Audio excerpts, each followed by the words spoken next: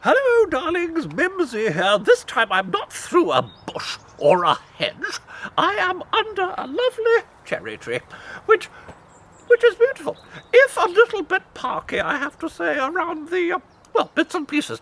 So listen, what I'm going to say is I've just got to do my usual check to make sure you're far enough away, because I'm going to go for a full 2 meters today. A full 2 meters. There we are. There. A little bit further. There you are. Back off, back off, back off, back off. That's it. Off you go. There we are. Oh, that's about enough. Yes, that should do. Good. I'm going to tell you a little story today, because I think it's time that I offered one free of charge, gratis of nothing. And it's going to be about 3 small porcines, or as we call them in the trade, pigs. What's it called? It's not called. Is it called 3 small pigs?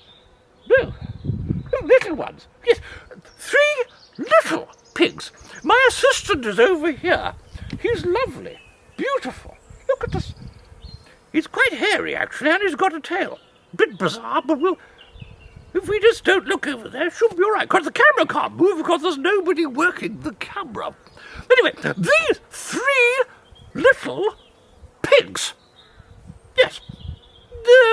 There isn't a mother, no father, just 3 orphaned pigs living under a hedge, in a hedge, somewhere near here perhaps, who knows, freezing to death. And one morning they say to themselves, listen, what we're going to do, said little pig number 1, we are going to go out and build ourselves a nice housing estate. 3 houses on the estate, affordable homes for pigs. So what's going to happen is this. I'm going to build myself a lovely house out of straw. That's not very good, is it? You and I know that. No, straw. So the other 2 pigs said, well, we'll let you do that. In fact, we'll help you. And so they all rallied round and built a lovely little house out of straw, which, as you can imagine, in the wintertime is going to be a little bit drafty. Very drafty, in fact, and not substantial, and nor indeed would it pass building regulations. We have to be so careful these days, don't we? So anyway, they installed little pig number 1, the dullard pig, in his little straw house, and off they scampered, the other 2, along the road. Second pig said, well, I'll tell you what I'm going to do. I'm going to build myself, I can't walk any further, I'm going to build myself a little house right here where we are, planning permission or not. And so he said, well, I can't see anything, but let's use wood. We'll use wood. Build it out of wood. The Swiss do it all the time. So do IKEA. All good. Wood, yes. So they built a little house out of wood. It had a door, it had windows, walls, a bit of a roof, a bit breezy, perhaps, in the winter time, it would have been. But anyway, the little pig, number 2, not quite such a dullard, was satisfied. The 3rd little pig, slightly larger brain, I'm thinking, and possibly an engineer by trade, pottered along the road, came across a builder's yard, Travis and Perkins or something, and said, listen, chaps, he calls them chaps, he's that sort of pig. Listen, chaps, can we just make ourselves a deal? I take some building materials and build myself a house, and then at some point or other I'll pay you for it. When the coronavirus epidemic is over. Or is it a pandemic? It's a pandemic. The big bug, that. So Travis and Perkins, chap said, all right, mate, you can do that. All right, well, we'll have it delivered on Thursday if you want. That's what we'll do.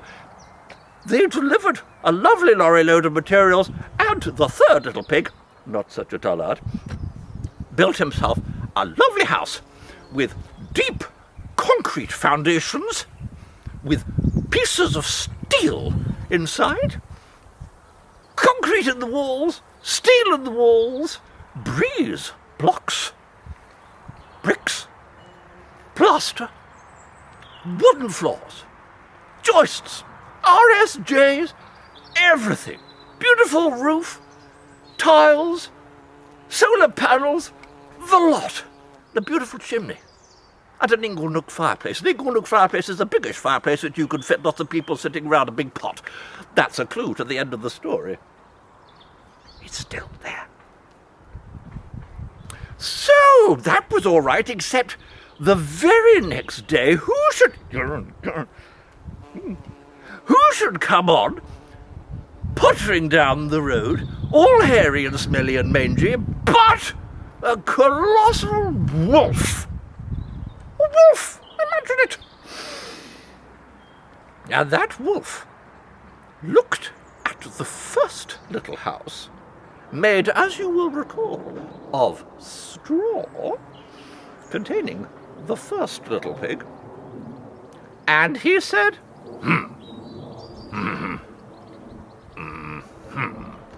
a small house made of straw, eh? Containing...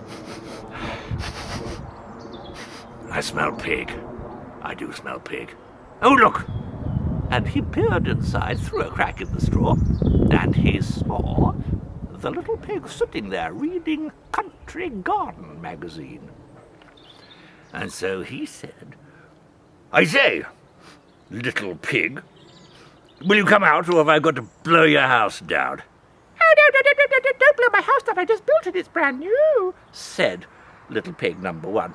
Well, I tell you what, if you're going to be argumentative, I'm going to blow the house down. So, the wolf filled his lungs,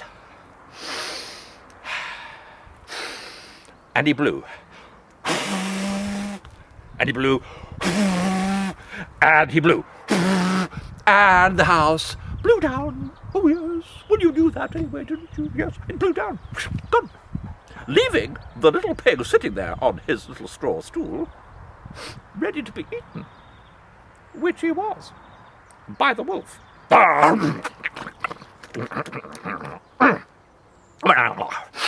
Delicious, said the wolf. He had swallowed that little pig whole, because that's the sort of wolf he was, aren't you? Yeah. The wolf said, nice hors d'oeuvre, or starter, or, yes, bag of crisps. Yes, now I need something else for main course. He pottered along the road, and he came across a small wooden construction containing a pig, the second pig. And he said, excuse me, I think I need to eat you up. I've just eaten you, brother. Now I need to eat you. All right. Oh, no, said little pig number two. Please do not eat me, because I am... No, don't argue with me. And so the wolf blew, and blew, and blew. Poor cherries, eh? So sorry. And all the sticks fell down, and the wood scattered across the field, leaving the pig sitting on his wooden stool, ready to be eaten up.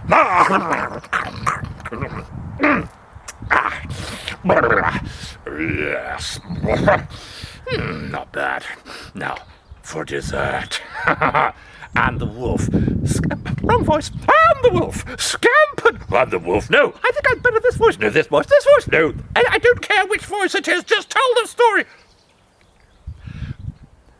And the wolf scampered up the road till he came to this beautiful little house, as discussed, made of concrete, brick, wood, glass, double glazing, solar panels, and a chimney. And he said... He knocked on the door. Hello, said little pig number three. Wolf said, I'm in need of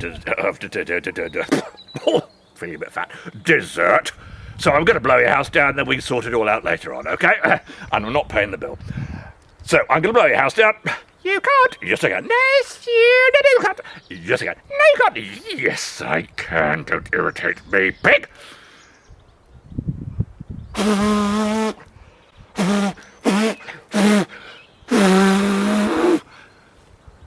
And guess what? Nothing happened. That was a quality build, not a movement. And the pig came to the window and said, told you so. And the wolf looked. All the windows were sealed, double glazed, locked, as per the instructions of the insurance company. And he said, "I'll tell you what, pig. I'm going to come down the chimney and consume you in the comfort of your own home." Is that all right? "You can try if you want," said the pig. So the wolf fetched a ladder, climbed up onto the roof, scrubbly, scrubbly, scrubbly, scrubbly, scrubbly, scrubbly, scrubbly, looked down the chimney, down, and could see a big pot of cold water ready for the pig's tea. And he said, "Right, I'm coming down. So what did the little pig do? He lit the gas. He lit some matches, lit some wood, made a fire, got that water boiling. And so, within 30 seconds, the wolf said, "I'm coming down now." Climbed down the chimney, head first, lost his grip, scrabbly, scrabbly, scrabbly, scrabbly, scrabbly,